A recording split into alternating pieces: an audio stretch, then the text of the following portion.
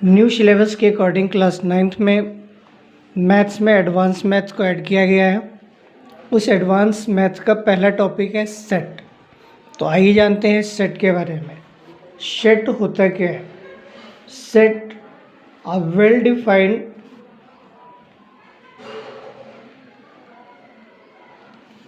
collection of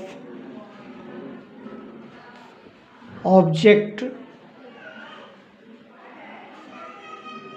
is called set। किसी भी object का एक वेल डिफाइंड कलेक्शन वो सेट कहलाता है। सेट हमेशा कैपिटल लेटर से डिनोट किए जाते हैं और सेट को रिप्रेजेंट करने के लिए मिडिल ब्रैकेट का यूज़ करते हैं। Like A is a set where 1 2 3 4 5 dot dot. तो ये जो रिप्रेजेंटेशन है ये सेट का रिप्रेजेंटेशन है। सेट को रिप्रेजेंट करने के लिए आप कैपिटल लेटर का यूज़ करते हैं और दोनों तरफ मिडिल ब्रैकेट बनाते हैं। इसके अंदर में जो भी 1 2 3 4 5 ये सब आया है इसको बोलते हैं मेंबर। मेंबर का एक स्पेशल सिंबल होता है, इस तरह से लिखते हैं और इसको बोलते हैं मेंबर। इसी को हम मेंबर बिलोंग्स टू और इसी को एलिमेंट भी कहते हैं। मतलब ये तीन नाम से जाना जा रहा है, मेंबर, बिलोंग्स टू और एलिमेंट। सेट को दो तरीके से रिप्रेजेंट करते हैं। एक को बोलते हैं रोस्टर फॉर्म, उसी को टेबुलर फॉर्म भी कहा जाता है।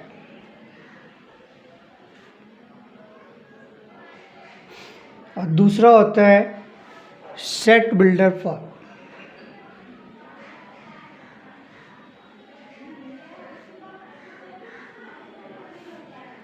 रोस्टर फॉर्म में कैसे लिखा जाता है?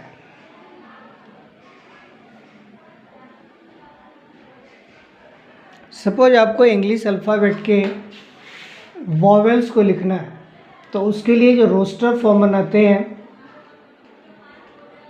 उस रोस्टर फॉर्म को बनाने के लिए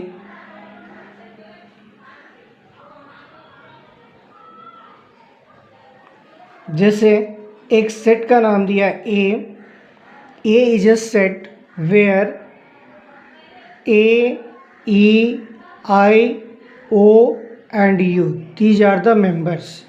ये पांचों जो है इंग्लिश अल्फ़ाबेट के एलिमेंट वॉवेल है और इन्हें आपको रोस्टर फॉर्म में निकालना था। तो आपने एक सेट का नाम दिया A, that is equal to middle bracket A, E, I, O और U। लेकिन इसी को अगर हमें सेट बिल्डर फॉर्म में दिखाना है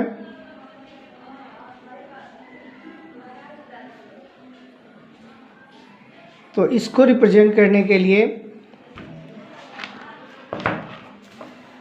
आप लिखते हो like set A where middle bracket X और इस तरह से दो डॉट लगाते हैं और इसको बोलते हैं such that X is all vowels of English alphabet.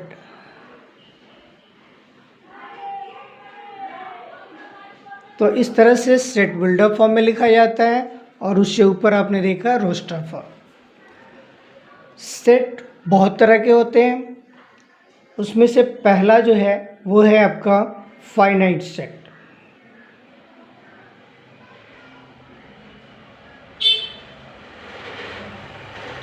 A set whose members are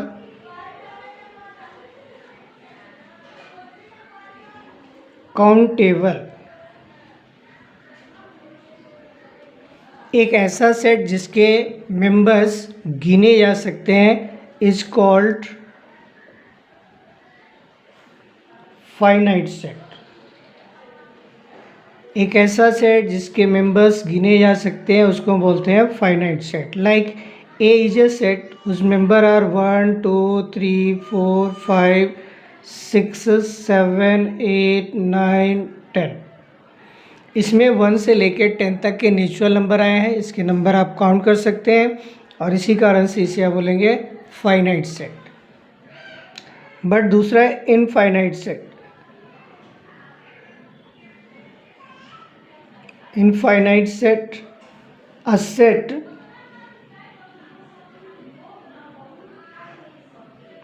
whose members are uncountable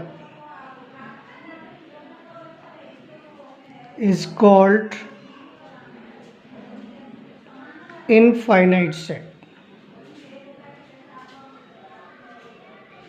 कोई ऐसा सेट जिसके मेंबर्स अनकाउंटेबल हो, मतलब जिसकी गिनती पॉसिबल नहीं हो, तो उसे हम बोलते हैं infinite set. Like A is a set where 1, 2, 3, 4, 5 और उसके आगे हमने डॉट डॉट ट्रिपल डॉट लगा के ब्रैकेट क्लोज कर दिया।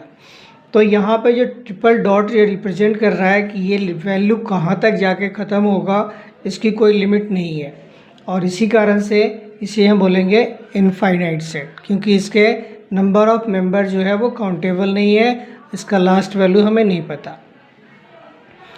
थर्ड में आता है empty set.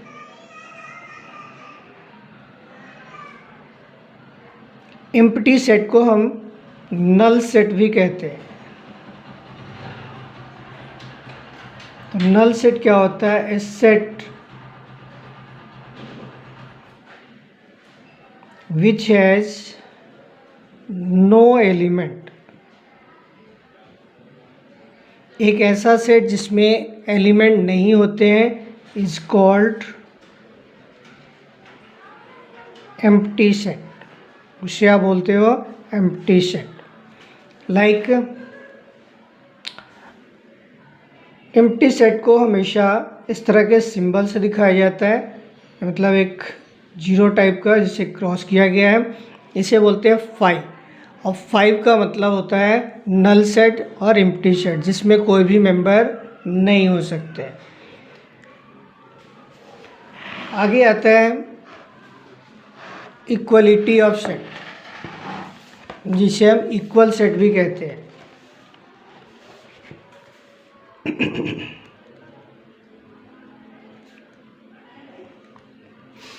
Equality of set में if two sets whose elements are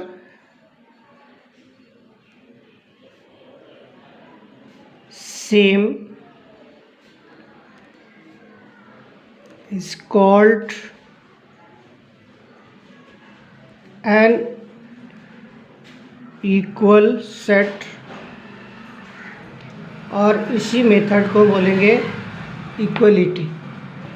जैसे ए इज ए सेट उस member are A, E, I, O and U, and B is a set उस member are U, A, I, O and E.